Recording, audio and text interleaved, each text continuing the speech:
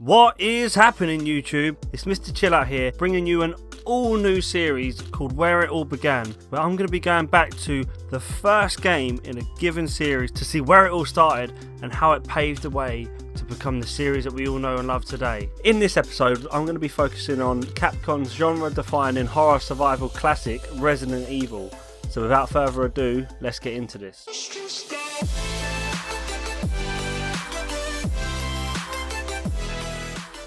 The year was 1996. Technology was evolving at a rapid pace. Google was nothing but an indexing baby without even a domain name at the time. Mobile phones were becoming smaller, with Motorola, Nokia and Ericsson fighting for the control of the market. Take That was splitting up, the Spice Girls were blowing up, Tupac got shot up, and the Fresh Prince moved from Bel Air to Washington to fight aliens. Diana and Charles couldn't pull through the hard times, whilst the Looney Tunes seeked out Michael Jordan to help them get through their hard times. It was a crazy year full of game changers, and this did not stop within the gaming industry, with massive releases like Pokemon Red and Blue, Crash Bandicoot, Tomb Raider and Super Mario 64. There was plenty of hot competition to overcome.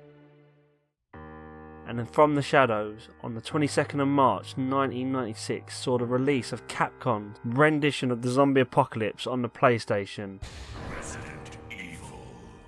or better known as Biohazard in the East. The Western offices decided to change the name due to difficulties in trademarking the name Biohazard. The game had been in development for 3 years by a dedicated team, ultimately run by the producer Shinji Mikami, who in the first 6 months of the project worked alone. The initial design and inspiration of the game was based around a 3D version of Mikami's mentor's 1989 horror game by the name of Sweet Home, also released through Capcom. Mikami wanted to bring Sweet Home's psychological horror to the next generation, however changed his mind on a later date and decided to go with a zombie apocalypse as the main focus. Resident Evil has been classed by many critics over the years as being one of the most important games of all time, and also so influential in the horror genre. It was the first game to actually classify survival horror as a genre, and it paved the way for other massive survival horror games like Silent Hill to break into the market. Up until February of 1997, Resident Evil was the best-selling PlayStation game. As of this recording, Resident Evil has sold more than 5 million copies worldwide, which isn't the highest of all the games in the series, but coming from a time when video games were still young, it's impressive.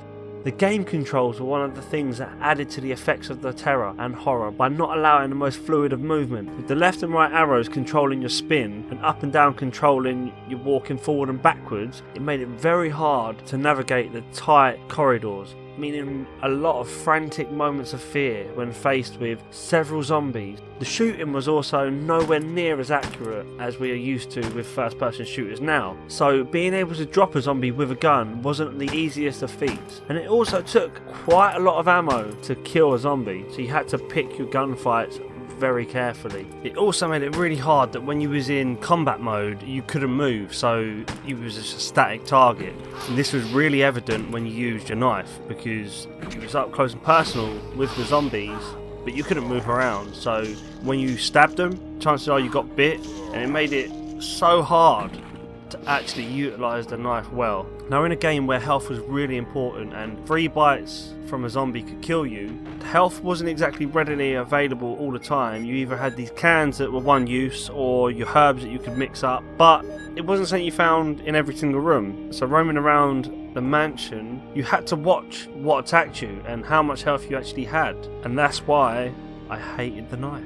The fixed camera system, borrowed from Alone in the Dark, also added to the immersion, and dodgy angles made it very hard to see what was hidden down corridors and see what you was up against, allowing the player to only hear a zombie in close proximity, but never knowing exactly how many there were or where they're going to come from or how close they were to you. Now, you couple the dodgy camera angles with a very silent game where the music was set very low in the background, and the only sounds that you actually heard was your footsteps or clocks or the moans of something undead. Ambient sounds were the things that sat very high in the sound mix. It gave a truly scary feel with tension to a game that was carving a whole new genre. The story was set almost at the very beginning of the zombie outbreak in a mansion on the outskirts of Raccoon City. Without any spoilers, it was basically a biological company's experiment gone wrong. Ultimately, you were sent in to retrieve other members of your team that had gone missing without no contact. You get the choice of playing between Jill Valentine or Chris Redfield. Each player has strengths and weaknesses.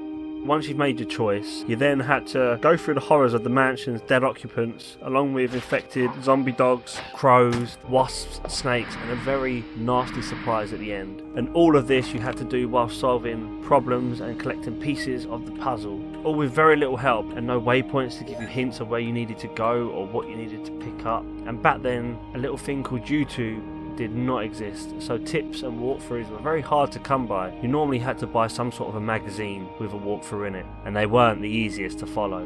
Without walkthrough, things were made harder with a limited inventory, so you could only pick up a maximum of 6 items. Some items that you had were things that you used, like your bullets or your herbs and things like that. Other items that you picked up were things that helped you progress further, so it might be a piece to a puzzle, it might be a gem to open a door, or something you needed later on. Without no guides, you never knew what was handy at the time and what was handy for later on. So sometimes you had to risk it, and then you could only put these objects down in a container. You couldn't actually just drop them and come back to them. So this made it harder to progress further in the storyline. Sometimes you could walk around for hours and still get nowhere. Resident Evil redefined zombies in a culture where George A. Romero reigned supreme, and before The Walking Dead was even a thing. This game opened up doors for Capcom to be the leading horror developer, and there was proof in the pudding when they released the second installment of Resident Evil to huge success. This was the beginning of a series that has now spanned 7 main games and countless spin-offs and tens of millions of sales worldwide over 20 years. I guess you could call that a successful beginning to a series. So that's all we have time for this instalment of Where It All Began. I'm going to ask you a lot what game I should do next, so leave a comment below to let me know what you want to see. Now if you enjoyed the video, don't forget to give it a massive thumb in. If you feel like I've missed out on some of the nostalgic goodies, then get the discussion going below in the comment section. I have been your host, Mr. Chillout. As always, it's been a massive pleasure, and until next time, laters.